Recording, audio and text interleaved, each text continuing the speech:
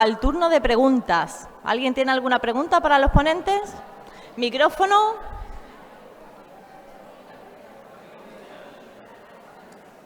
Por ahí enfrente.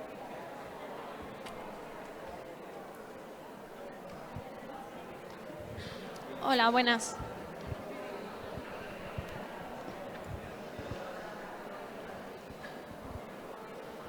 Adelante. Hola. No sé si se me oye. Es una pregunta para Elena Conde. Estamos todas en el Hospital La Paz en Madrid, en las consultas de cirugía vascular, y nos encontramos a menudo con muchos pacientes pues, que vienen con eczemas, dermatitis, con procesos inflamatorios en general. Entonces, mi pregunta es, muchas veces usamos los corticoides, como tú dices, de media potencia, ¿no? Pero hemos usado en algunos pacientes, que no se puede mantener durante tanto tiempo el corticoide, el Celmune, y quería saber qué opinas al respecto. Fantástica pregunta. El Celmune, que es el nombre, uno de los nombres comerciales, para el tacrolimus también está el pimecrolimus, que son como corticoides sin los efectos adversos del corticoide. Inmunomodulan y no tienen ese problema de adelgazamiento de la piel. El problema es que son más caros, ahora no tanto como hace unos años, pero es la alternativa en esos pacientes que tengan eczemas crónicos. El eczema más frecuente en el niño es la dermatitis atópica, pero en las personas mayores es el eczema de estasis, el eczema secundario en insuficiencia venosa crónica, y que a pesar de una adecuada compresión, unos adecuados cuidados, pues eso se mantiene. En vez de, yo hago dos recomendaciones. Una pauta de hacer durante varios meses la aplicación de corticoide, a pesar de no tener eczema agudo en ese momento, mantenimiento 2 veces a la semana, lo aplicamos con la crema hidratante, o si no, el mantenimiento con el pimecrolimus o el tacrolimus, también 2 veces a la semana, porque muchas veces cuando el eczema está en brote, cuando tenemos brote, se toleran un poquito peor. Hay veces que hay pacientes que dicen que, bueno, que les irrita incluso la propia crema, pero sin duda el pimecrolimus y el tacrolimus son inmunomoduladores que son alternativas al corticoide tópico tanto en brote, pero sobre todo en estrategias de mantenimiento. Muchas gracias. ¿Alguna otra pregunta? Carmen Alba. Bueno. Un momentito, se te va a dar el micro.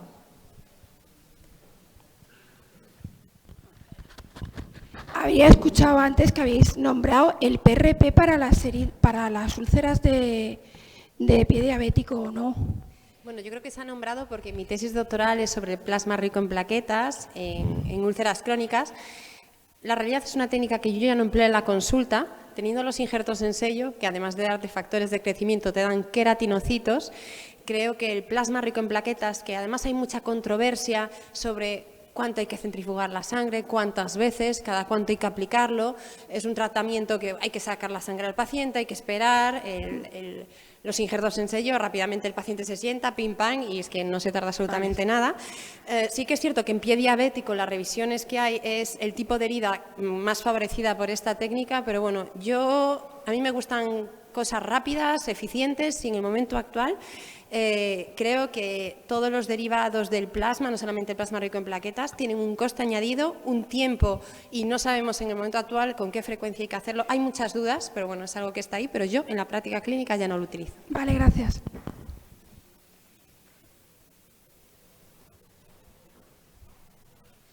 No. A Carmen Alba. Bueno, perdón. Buenas tardes. Mi pregunta es para Elena, es si hacéis cursos para el aprendizaje de los injertos en sello y dónde podría acudir y cómo podíamos hacerlo. Me encanta esa pregunta porque la manera de aprender a hacerlos es haciéndolos.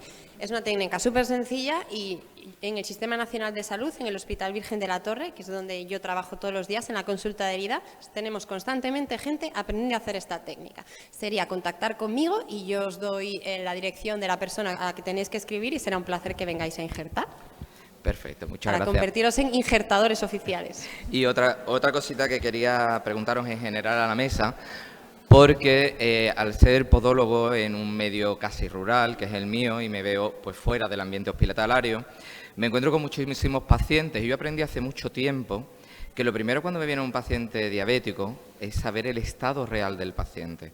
Y me encuentro con que esos pacientes en su alimentación pues hay una falta de proteínas y vitaminas. Y cuando empiezo a preguntar a los pacientes, pues resulta que comen carne, pues no, porque no me gusta. Y el pescado, pues a lo mejor es una vez a la semana. Yo creo que es una cosa que no se ha comentado aquí, que es la importancia de que en la alimentación haya proteínas, porque sin proteínas, por mucho que intentemos, la úlcera no la cerramos. Y si con unas vitaminas adecuadas, tampoco. Porque si tenemos una vitaminosis, ya podemos poner el mejor apósito o podemos hacer el mejor intento, pero nunca conseguimos cerrar. Con lo cual creo que era un aspecto a tener en cuenta lo que es la alimentación y el estado general del paciente. ¿Qué opináis? No sé si está el micro, sí. Totalmente de acuerdo con lo que estás diciendo y está clarísimo que dentro del equipo que tiene que manejar a estos pacientes, pues tiene que haber un endocrino donde les guíe o un nutricionista donde les guíe su dieta o su alimentación. Yo no lo he comentado porque venía a hablar de infección, pero no quita que crea que sea un factor fundamental en estos pacientes y efectivamente también nos encontramos que son pacientes con un nivel socioeconómico muchas veces bajo y que la dieta que llevan no es adecuada, pero por supuesto que para la cicatrización de la úlcera es fundamental la dieta que lleva el paciente, claro que sí. Hola. Yo era para contestar a la compañera que ha preguntado antes con el tema de las dermatitis y todo eso, y hay algo que creo que se nos olvida, y es que la compresión terapéutica es antiinflamatoria y que son debates que sabéis que siempre tengo. Ante un proceso de una insuficiencia venosa o de un edema, el tratamiento para mí lo tengo más claro que el agua, que es la compresión terapéutica. ¿Por qué? Porque es antiinflamatoria per se. Entonces, utilizar una compresión terapéutica con zinc, con calamina o con determinados productos que nos pueden además aliviar, yo creo que es tratar la causa, no el síntoma. Por eso los grandes debates a veces que tengo con Elena y con otras personas es que los corticoides, bien, vale, acepto pulpo, pero no nos olvidemos la compresión, que es el verdadero antiinflamatorio de todos estos procesos. Sin duda alguna, totalmente de acuerdo, Carmen. El problema muchas veces es que vienen pacientes que no han tenido compresión durante muchísimo tiempo y tenemos pues es que es una lipodermatosclerosis, una inflamación que incluso optimizando la compresión, pero yo soy también muy fan del zinc, me parece súper interesante, todos los antiinflamatorios, pues incluso hay emolientes que también por su composición son muy interesantes, pero muchas veces hay verdaderas dermatitis que si no utilizas es imposible, pero sobre la base... Lo tengo claro, pero de alguna forma el concepto que quiero difundir es que tratemos la causa.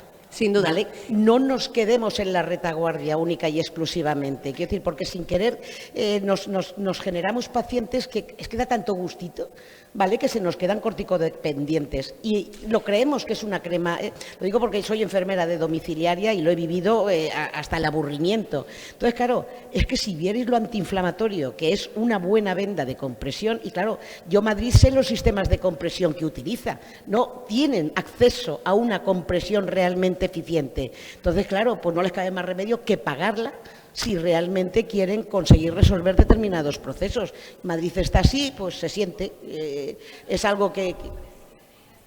Sí. ¿Y qué compresión? ¿Cuál? ¿Con qué venda? Pues eso es a lo que me voy, eso es justo lo que hay que cambiar. Es que eso justo es lo que hay que cambiar. Tenemos que entender esos conceptos porque no nos sirve un largo estiramiento, no nos sirve determinadas cuestiones. Eso es por lo que hay que cambiar. A mí me da pena porque yo normalmente veo herida en pierna y hoy aquí venimos a hablar de pie diabético, pero obviamente la gran A de la terapia compresiva es que es antiinflamatoria y para pierna, pero bueno, que creo que todos estamos de acuerdo y muchísimas gracias, Carmen. Sí, hay una gran defensora de la terapia compresiva y la que ha impulsado el gran movimiento pro compresión en España es Carmen Alba Moratilla, o sea que somos tus followers.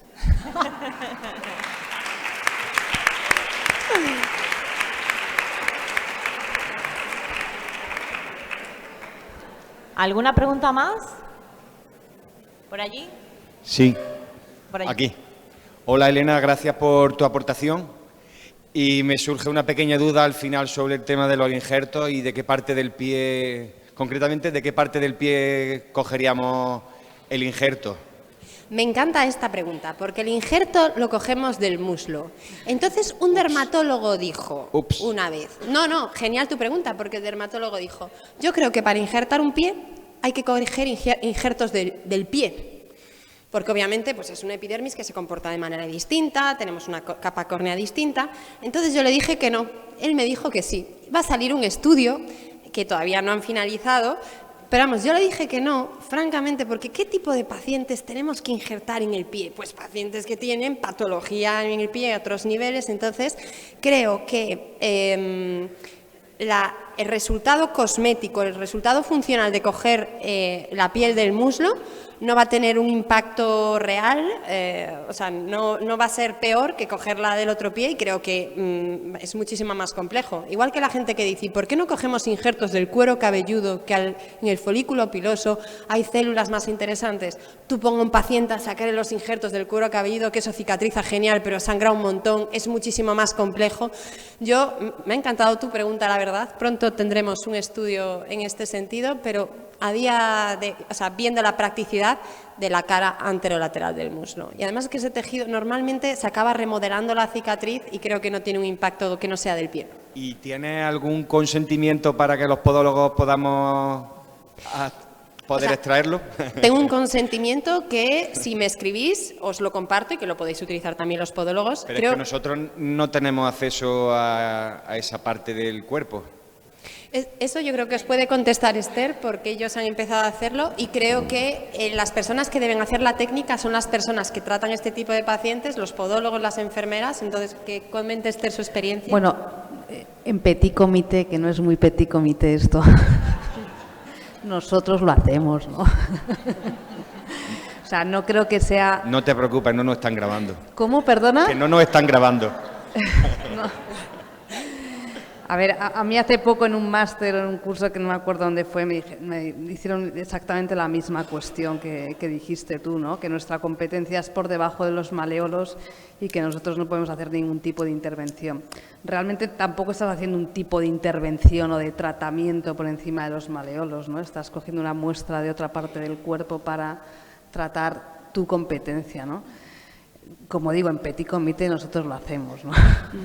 Pero si no te sientes seguro, conforme y te quieres atrincherar a lo que es tu competencia o tu área anatómica, pues creo que un enfermero o una enfermera, un compañero te puede coger la muestra. Yo no tengo problema, yo soy de amplias miras. Lo único que tendrás que sentarte con Chari y con Eva y ver de qué forma podemos englobar eso, porque por cosas menores algún compañero casi va a la cárcel.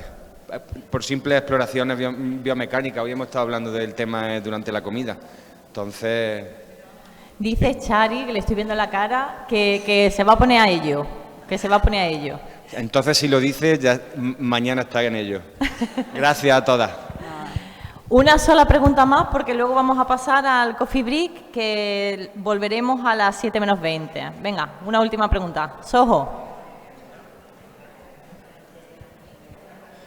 Si quieres le paso a Soho. Yo soy Gregorio. Venga, Gregorio. Buenas tardes, enhorabuena a las ponentes. Enhorabuena también al colegio y a la Comisión de Pie Diabético por la organización del simposio. Veo que los compañeros tienen la misma intriga, han tenido el mismo interés por el tema de los microinjertos. Es una pregunta para la doctora Conde. Ya ha contestado la primera que le iba a hacer, que era de dónde se sacaban los injertos. Y son varias cuestiones las que le quería preguntar, ¿no? La primera, si sabe, aquí en el sur, yo soy sevillano, estudié enfermería aquí en Sevilla, no ejerzo la enfermería, solo la podología en Córdoba. Y es verdad que en los últimos años he estado desconectado de la formación, del tema del pie diabético también, pero no conocía el tema de los microinjertos y he estado aquí preguntando a los compañeros alrededor, tampoco lo sabían, ni me consta, sé que hay una unidad de pie diabético en Córdoba, que esto se practique aquí, o al menos yo, los compañeros que tengo alrededor, no lo conocían tampoco. ¿Es consciente o sabe si aquí eso en Andalucía, a través de compañeros o de otras unidades del que tenga conocimiento, se hace o se practica para poder derivar? Pues es una técnica que se está extendiendo de una manera tremenda. O sea, si hay algo que está de moda ahora en cicatrización es esto. En hospital, en atención primaria, si tú eres enfermero, tú eres la persona para ponerte a injertar el lunes ya directamente. Y pensando en centros específicos, la verdad, aquí en Andalucía no se me viene ninguna a la cabeza, pero alguien ha empezado y si no lo ha hecho, tú vas a ser el primero. No tengo.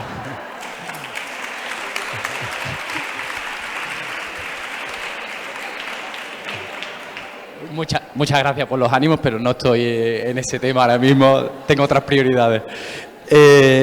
Lo que sí que le quería preguntar, en relación a esta técnica, ¿qué tasa de éxito cuenta, o al menos en vuestro servicio, cómo ha ido, qué complicaciones habéis encontrado, etcétera?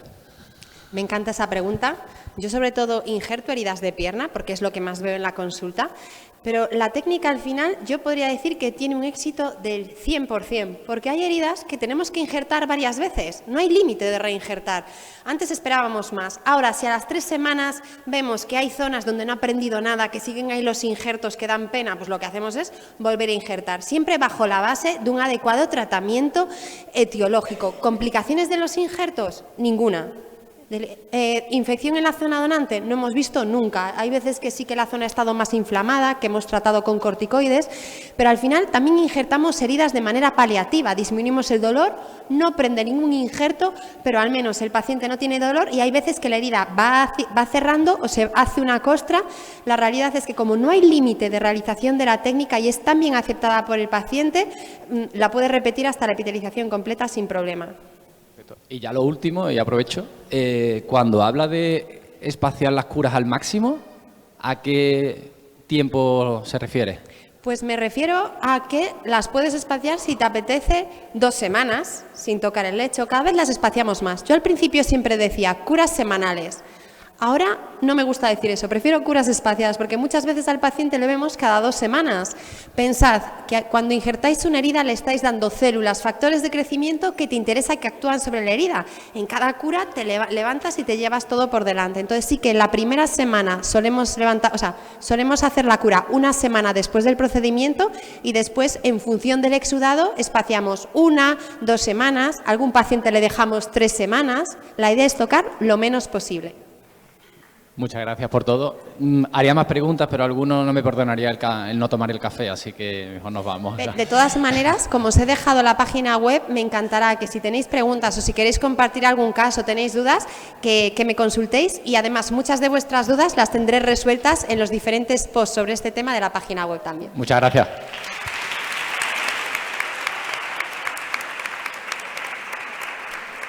No hay más tiempo para preguntas. Nos vamos al coffee break y volvemos a las 7 menos 20.